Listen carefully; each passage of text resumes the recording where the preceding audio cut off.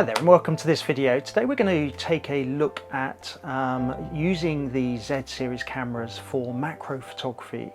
You may remember in one of my recent videos when I was up in the Surrey Hills at Ranmore Common, I was looking at taking some photos of some mosses where actually the fronds were really quite intricate, and I made the comment that actually it'd be great to have a macro lens. However, Nikon, it's one of the areas that Nikon haven't released that type of lens for the Z series yet. There are no macro lenses. There are no macro specific lenses for the Z series at the moment, although I think they're on the route map for the future. Well, I got thinking that in these times of lockdown where many of us are restricted in terms of how far we can travel, whether we can leave our houses, that actually macro is a really good genre to create a mini project around, because you can do it without leaving the house. There are many objects in a house or in a garden, particularly at this time of year in the UK where you've got plants and buds coming to life in the spring, where actually macro photography can give you a different perspective. With my D850 and my D800, I had a Nikon 105mm micro lens, so the macro type lens, and I really liked that. It worked really well, it's really good quality. However, I decided, because it was getting on a little bit in age, that I would trade it in when I upgraded to my Z7. And I got a reasonable price for it, so it was the right time to do that. However, as I say, with the Z mount, there aren't Z mount micro lenses around yet. So I did a bit of research, and because I'd had the 105mm micro lens in the past, I hadn't really had to look for alternatives. But with modern cameras, there are many ways to achieve a particular effect, and it's the same with macro photography. So one of the things I came across were extension tubes. Now, many of you may well have come across these. They do tend to be a bit cheaper than a specific macro lens, and they have the capability of converting your existing standard lenses into having a better macro capability. Now, when I did some research, there are a couple of different styles of extension tubes. There are manual ones, which are just extension tubes, and when you put a lens on the front, you lose all of the electronic connectivity from the lens to the camera body, and therefore you have to, for example, use manual focus and so on. However, increasingly there are a number of options available for the Z mount which are automatic. So they have connectors, electrical connectors that connect to the camera and then to the lens on the front. And these in the UK vary in price from about £200 at the upper end down to about £30–40 at the cheaper end. So I've managed to pick up a set of these. They are, let's see if I can get the camera to focus in, there we go. They are JJC automatic extension tubes for the Z mount camera, and I got these from Amazon here in the UK. They're about £50, so they're at the lower end. Now, in the past, as I say, I've tended to stick with manufacturers, so Nikon equipment, particularly when it comes to lenses, because the interoperability with the camera tends to be a little bit better in my experience. However, with these I thought I'd go for one of the lower priced options just to see how they come back. The reviews were quite positive on these. They have metal mount plates but plastic extension tubes. They have the connectors, and they got quite good reviews. So I was thinking, for £50, great investment to try out. So if we open up the box, inside you get an instruction leaflet on how to use them, and then you get this little pouch with a hook to attach to your bag, and inside are the extension tubes. So a little bit of protection for throwing in your bag. They weigh about, these ones from JJC weigh about 150 grams. There are two extension tubes in the pack. There is an 11mm extension tube, a 16mm extension tube, and obviously you can combine them as they come out to be a 27mm extension tube. Now the recommendation is that if you're using the 11mm tube, then you should use a lens of 11mm or longer. If you're using the 16mm tube, you should be using a lens with a focal length of 16mm or longer. And if you're using them together at 27mm, you should have a lens of 27mm or longer. So they're very simple. Let's just take the caps off either end, and you may be able to see that there is actually no glass in these. There's no optics. They are just intended to move the lens further away from the focal plane of the sensor, which allows you to have a much closer minimum subject distance and get a macro capability with a standard lens. As I said, these extension tubes have metal plates for the lens and the camera. They have gilded contacts that connect to the camera and to the lens, and they have a little release button here so that you can take them apart quite easily and put them back together, and they lock in place. And these go in between the camera body and the lens. So they're fairly lightweight, they're fairly straightforward, and you can use them with your existing standard lenses. So a really good option for macro photography. So let's get my Z7, my 24-70 lens, and let's go and have a look at how they perform. So I was going to go outside and use the tubes and my 24-70 to shoot some macro of some beautiful spring blossom. However, one thing you realise very quickly with these extension tubes, a bit like with macro lenses, actually the depth of field is very shallow in a lot of instances, and therefore any kind of breeze on the subject or any kind of movement on the tripod, and it's very difficult to lock focus on. So I ended up reverting to my 50mm f1.8 lens on the Z7 and doing a bit of shooting indoors where in more controlled conditions. Second thing you realise is actually, as you'll see on some of the images, the depth of field if you go to f1.8 is really very shallow, and therefore while you can use autofocus, actually it's preferable to use manual focus and use some of the capabilities of the Z series cameras to help you work out when you're in focus. So let's take a look at the images I captured. So this is with the lens only, no extension tube, so the 50mm f1.8, and you'll see I've got focus peaking turned on, and I've got the single point autofocus, so to be very precise, and when it's green it means it's captured focus. So both the useful pieces of functionality in the Z series to help you nail focus. You'll also see that I'm using a 2-second delay on the shutter release to try and minimize vibration.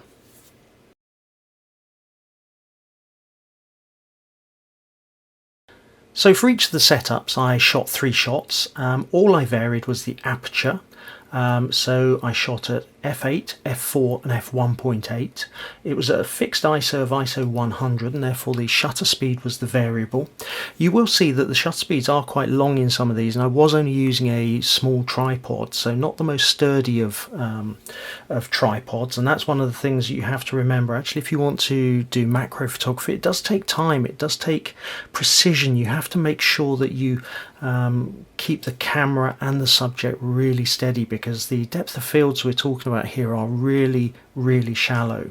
So this is the shot with just the 50mm lens, no extension tubes, and this is the f8 image, and you can see the mouse over here is blurred out. Probably the depth of field goes from roughly one side of the lens through to somewhere out here on the left of the camera. If we go to the next one, you can see the mouse blurs out a bit more. The depth of field has got slightly shallower, but still a reasonably crisp image. And then at f1.8, we're talking about a depth of field that probably goes from one end of the Ricoh name to the other. And the camera's on a diagonal, so you can probably you can work out roughly how much the depth of field is there, but it's not very much. So let's just go back to the f8 and let's go into 1:1. Here you can see it's a reasonably crisp image. It was taken at 0.6 of a second, so there's possibly a little bit of movement from the shutter. I was using a 2-second shutter release delay to try and minimize that, but not a bad image. You can see the specks of dust on the camera. It needs a bit of a clean. If we go to f4, again you can start to see the depth of field having an impact. You can see here where there's a very high highlight. It's starting to perhaps distort a little bit, or show a bit of a distortion there. And then if we go to f1.8, you can really see here that the depth of field is really getting very shallow, but quite a nice blurring once you go outside of the depth of field, the focus.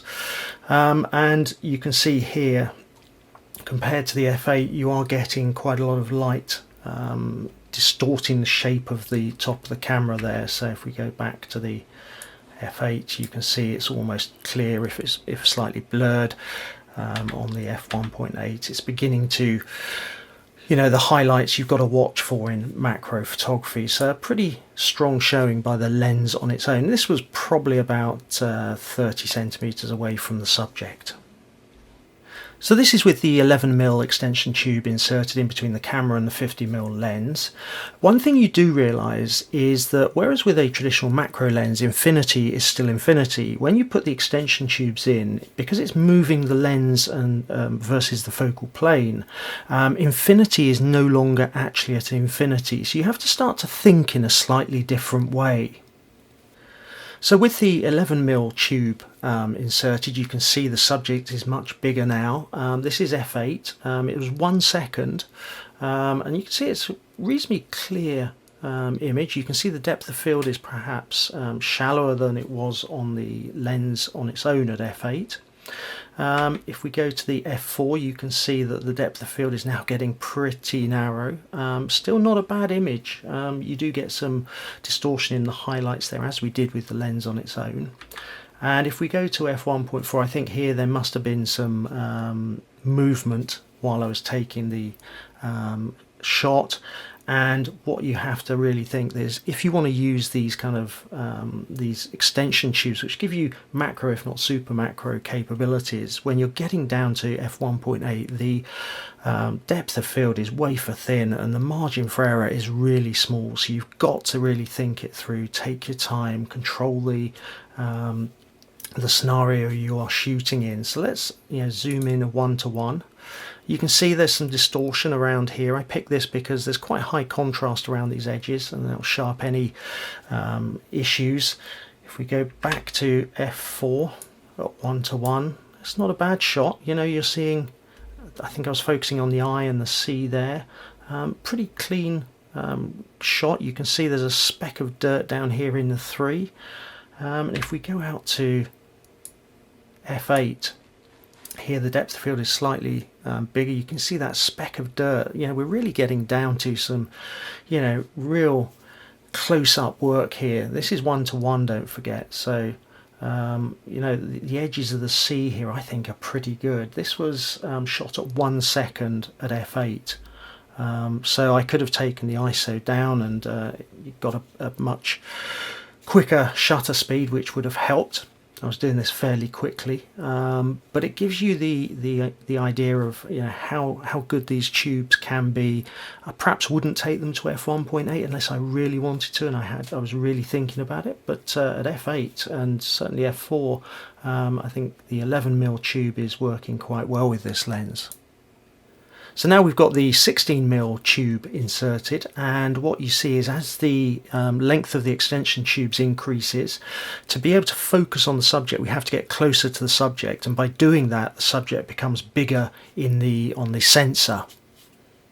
So with the 16mm tube in, we're getting even closer in. This is the f8 shot, and it was shot at 0.8 of a second, so almost a second exposure. If we zoom into 1:1, You can see the edges. It's pretty clean around the edges, considering it was a 0.8 of a second exposure. And you can see even when you go out of that depth of field, there's some quite nice blurring on the focus ring on the camera here. So that, I think, is a pretty good image for the extension tube, the 16mm. If we go to f4, you can see the depth of field is getting very narrow here.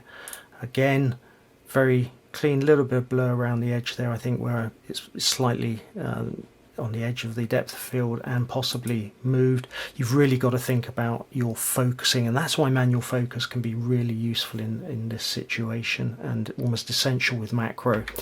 And then f1.8, here I think there was some movement looking at the quality of the image on the focus ring of the camera. Not such a strong image again. I'm beginning to, I'm going to have to do some more testing with these macro tubes, these extension tubes with this lens at f1.8 before I use them in anger. I'm certainly happy with them at f8 and f4. f1.8 might be pushing the boundaries with this, but with more time and more care, they may well work out. But we're talking about, sort of depths of fields of millimeters here, so there is a level of precision required.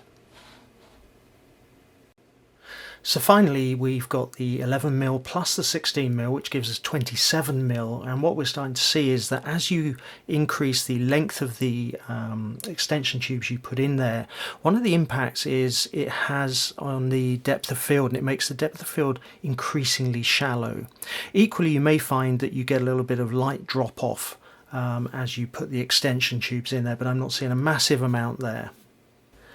So now we've combined the 16mm and the 11mm extension tubes together to give a 27mm extension tube, and this is really stress testing the performance here. This is at f8 and it's 1.6 seconds exposure. You can see we're really getting close in. I think I was focusing around the I and the C. So if we zoom in 1:1, not the cleanest of images, but if you're not zooming in 1:1, actually it's not too bad at full size. The blurring in the out of focus areas is actually not too bad. So quite a usable image even at this extreme. So f4, you can really see here the depth of field is closing in.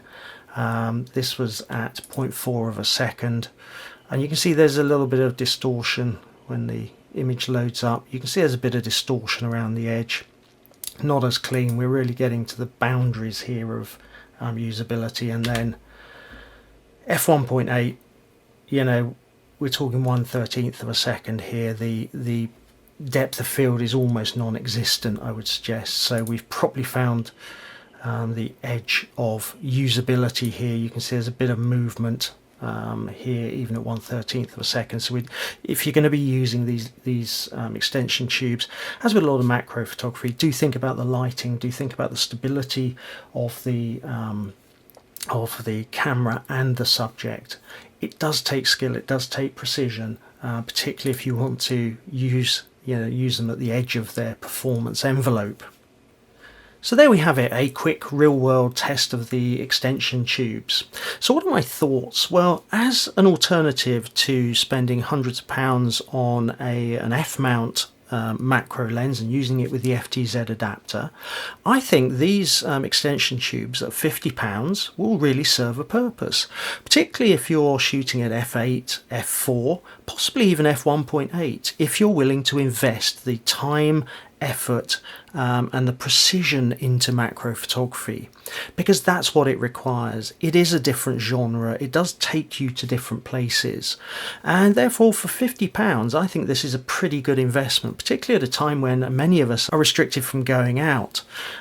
So I've been pretty impressed. I'm going to have to practice a bit more with them because, as I said, they do operate in a slightly different way to a traditional macro lens.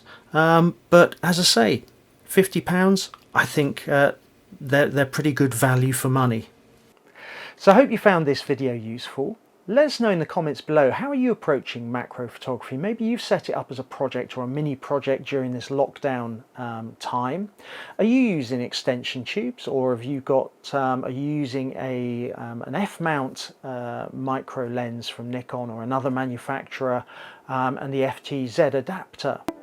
I hope you enjoyed this video and found it useful. If you did, hit subscribe, hit the notification bell and you'll be notified of future videos. And I look forward to seeing you on a future video.